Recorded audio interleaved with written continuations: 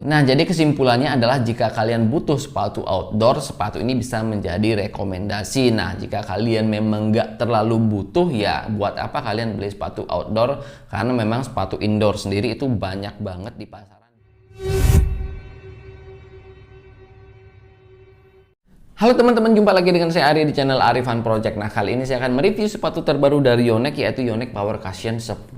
Nah, sepatu ini spesial ya, karena memang sepatu ini didesain khusus untuk badminton outdoor. Jadi kalian bisa pakai sepatu ini di lapangan semen kasar, kemudian di aspal juga bisa, di rumput juga bisa, dan juga masih bisa digunakan di lapangan indoor. Nah, jadi sepatu ini multifungsi ya. Nah, kebetulan ini saya pilih yang varian warna black red seperti ini dengan size 44 dan panjang insole-nya di 28 cm. Nah, seperti biasa sebelum kita lanjut bahas mengenai sepatu ini, buat kalian yang baru pertama kali nonton channel ini, jangan lupa klik tombol subscribe dan nyalakan notifikasinya untuk dapatkan update-update terbaru dari channel ini. Nah, untuk harganya sendiri sepatu ini dibanderol kisaran harga 700 ribuan, jadi lumayan mahal ya. Biasalah ya sepatu-sepatu Yonex seperti itu. Nah, kemudian untuk bobotnya sendiri kita akan timbang langsung ya, dan ada perbedaan nih antara bobot yang kiri dan yang kanan. Nah, langsung ya kita akan timbang. Oke, jadi yang kanan sendiri bobotnya itu ada di, nah ini 284 gram.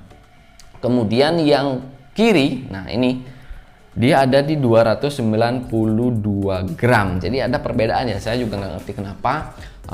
Insole-nya sudah sama-sama ditaruh dan semuanya itu sama seperti itu ya. Jadi ada perbedaan berat, malah yang kiri itu yang lebih berat seperti itu. Nah, kemudian lanjut kita akan bahas mengenai bahan dan juga teknologi yang ada di dalam sepatu ini ya. Nah, pertama di bagian uppernya. Nah, di bagian uppernya sendiri dia menggunakan teknologi yang namanya hybrid upper. Nah, hybrid upper ini adalah kombinasi bahannya yang terbuat dari bahan breathable mesh seperti ini dan dipadukan dengan bahan synthetic leather seperti ini ya. Nah, diklaim dengan adanya bahan hybrid upper ini, dia membuat sepatunya jauh lebih ringan dan juga menjaga durabilitas dari sepatu ini sendiri, terutama pas kalian lakukan side stepping ya. Nah, di bagian sininya dengan adanya synthetic leather seperti ini dapat menjaga durabilitas dari sepatu itu sendiri dan juga tetap menjaga kenyamanan kaki kalian, karena dengan adanya breathable mesh seperti ini, air flow di dalam sepatu ini itu tetap terjaga ya. Jadi otomatis kaki kalian akan terasa adem ketika menggunakan sepatu ini. Nah, itu dia ya untuk teknologi dan juga bahan di bagian upper sepatu ini. Nah, sekarang kita lanjut ke bagian insole-nya.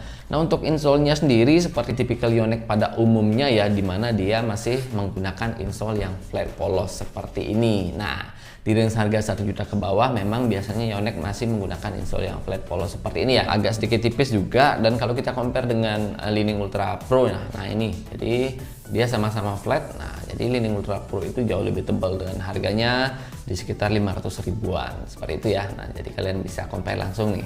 Nah, kemudian lanjut untuk finishing di bagian dalamnya. Nah, di bagian dalamnya sendiri seperti yang terlihat di video, memang untuk finishingnya cukup rapi ya seperti ini, jadi nggak ada masalah sama sekali. Kemudian untuk lidah sepatunya juga masih standar ya, dia menggunakan lidah sepatu seperti ini dan belum ada pengait lidah sepatunya, jadi masih polos seperti ini.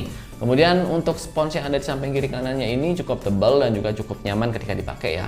Dan juga untuk tekstur kainnya sendiri ini membuat kaki kalian berasa adem ya, dan juga nyaman dan benar-benar suportif ketika digunakan seperti itu ya. Kemudian di sisi bagian belakangnya ini dia sudah menggunakan heel support ya. Nah, ini yang keras ini dia sudah menggunakan heel support, jadi ini bisa membantu stabilitas kaki kalian dan juga tentunya meminimalisir resiko cedera lah ya ketika kalian menggunakan sepatu ini seperti itu.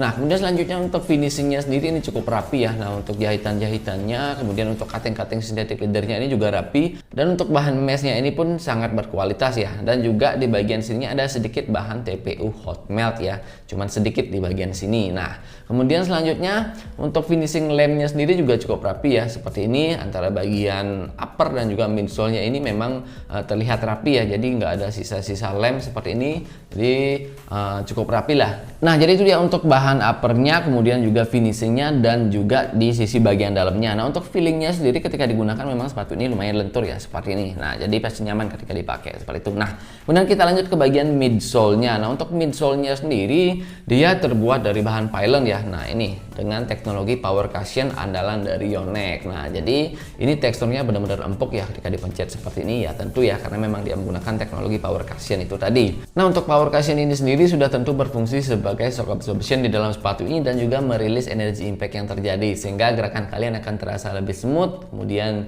lebih nyaman juga dan tentunya terhindar dari resiko cedera. Nah, jadi itu dia fungsi dari teknologi power cushion ya yang ada di bagian midsole sepatu ini. Nah, kemudian selanjutnya di bagian midfoot area-nya sendiri dia masih standar seperti ini ya. Jadi dia belum menggunakan stabilizer ya di bagian sininya ataupun TPU seat di bagian dalamnya. Jadi itu menurut saya sebuah kekurangan sih ya. Karena memang sepatu-sepatu badminton itu sangat terbantu loh dengan adanya teknologi TPU seat di bagian sini ataupun stabilizernya. Nah, jadi di Yonex Power Cushion ini dia masih belum menggunakan teknologi itu ya, stabilizer ataupun TPU insert di bagian midfoot areanya seperti itu. Nah, kemudian kita akan lanjut bahas mengenai outsole-nya. Nah, untuk outsole-nya sendiri atau bagian rubbernya dia sudah menggunakan rubber karet non marking seperti ini, dan untuk tipikalnya sendiri ya sama seperti sepatu-sepatu Yonex ya. Pada umumnya dia terpisah antara sisi bagian belakang dan sisi bagian depannya.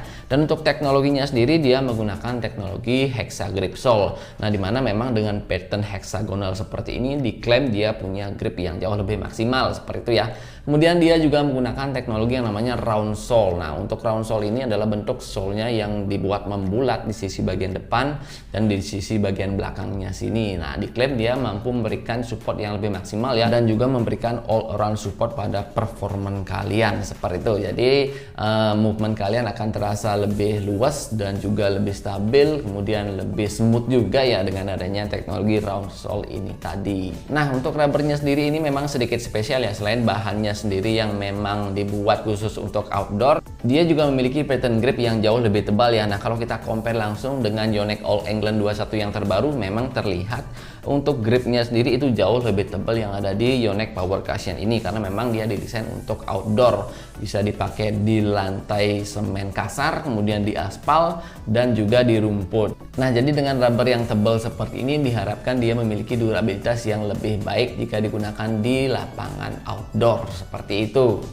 Nah, jadi itu deh teman-teman untuk harga, bahan, kemudian bobot dan juga teknologi yang ada di dalam sepatu ini. Nah, sekarang kita akan lanjut bahas mengenai kelebihan dan kekurangan yang ada di dalam sepatu ini menurut saya pribadi. Nah, yang pertama untuk kekurangannya sendiri.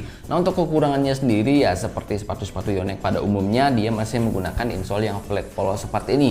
Padahal range harganya ini sudah lumayan mahal, yaitu di harga 700 ribuan. Jadi kalau kita compare dengan brand-brand lain di harga yang sama, itu biasanya untuk insole-nya itu dia sudah menggunakan insole yang berbentuk cup dan benar-benar suportif di kaki. Kemudian selanjutnya di bagian midfoot area sepatu ini dia masih standar polos seperti ini ya. Jadi dia belum menggunakan TPU seat ataupun stabilizer di bagian sininya. Nah, untuk alasannya sendiri saya kurang tahu dan kurang paham juga. Karena memang sepatu ini khusus dibuat untuk outdoor, mungkin ada pengaruhnya atau apa, tapi seharusnya sih tidak ya, karena memang TPU seat ataupun stabilizer di bagian midfoot area ini sangat dibutuhkan di dalam permainan badminton. Itu bisa menjaga kaki kalian dari resiko terkilir atau twist ya, kemudian juga mampu meningkatkan stabilitas performan kalian ketika kalian menggunakan sepatu dengan teknologi TPU seat ataupun stabilizer di sisi bagian kiri kanannya. Nah, jadi itu dia dua kekurangan yang saya temukan di sepatu ini. Nah, sekarang untuk kelebihannya sendiri ya. Nah, untuk kelebihannya sendiri pertama sepatu ini lumayan ringan ya,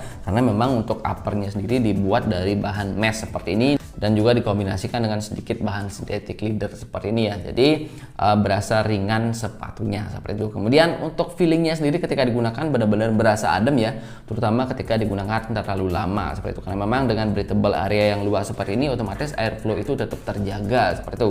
Kemudian untuk feelingnya sendiri ketika digunakan memang sepatu ini benar-benar berasa lentur. Nah, ini juga dipengaruhi oleh bahannya, kemudian tidak adanya stabilizer di bagian sini ya, jadi otomatis dia terasa lentur seperti ini. Jadi selain lentur dia juga ringan seperti itu ya. Kemudian selanjutnya untuk desainnya sendiri juga cukup simpel ya, dan warnanya juga bagus kalau menurut saya pribadi ya. Buat kalian yang suka warna-warna simpel, nah ini cocok buat kalian seperti itu.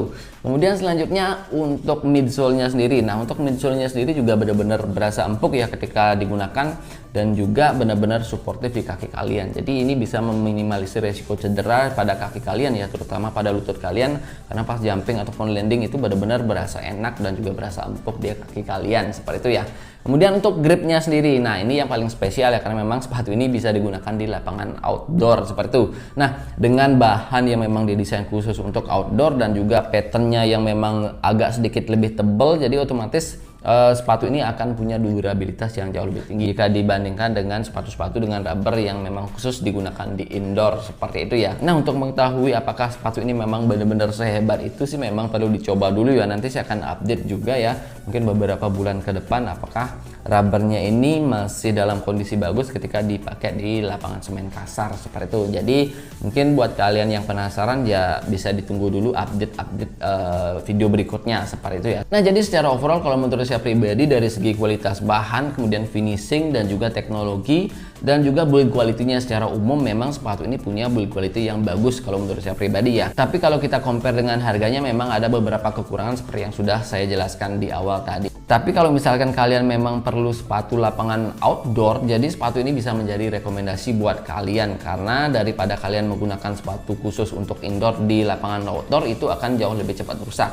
Ataupun mungkin kalian pakai sepatu jogging untuk bermain badminton, itu akan berefek kepada kaki kalian, karena memang sepatu badminton itu kan didesain khusus untuk melindungi kaki-kaki kalian, melindungi ankle kalian, dan juga melindungi lutut kalian dari resiko cedera seperti itu. Jadi daripada kalian menggunakan sepatu yang memang tidak khusus badminton untuk bermain di lapangan outdoor, ya saya sarankan memang menggunakan sepatu ini, terlepas dari harganya yang lumayan mahal tadi dan beberapa kekurangan yang ada di dalam sepatu ini seperti itu. Nah, jadi kesimpulannya adalah jika kalian butuh sepatu outdoor, sepatu ini bisa menjadi rekomendasi. Nah, jika kalian memang nggak terlalu butuh, ya buat apa kalian beli sepatu outdoor, karena memang sepatu indoor sendiri itu banyak banget di pasaran di range harga Rp700.000 ini seperti itu. Nah, jadi demikian saja untuk review kali ini teman-teman. Semoga video ini bermanfaat buat kalian, terutama buat kalian yang penasaran dengan sepatu ini. Nah, jadi terima kasih sudah menonton video ini sampai selesai dan sampai jumpa di video berikutnya.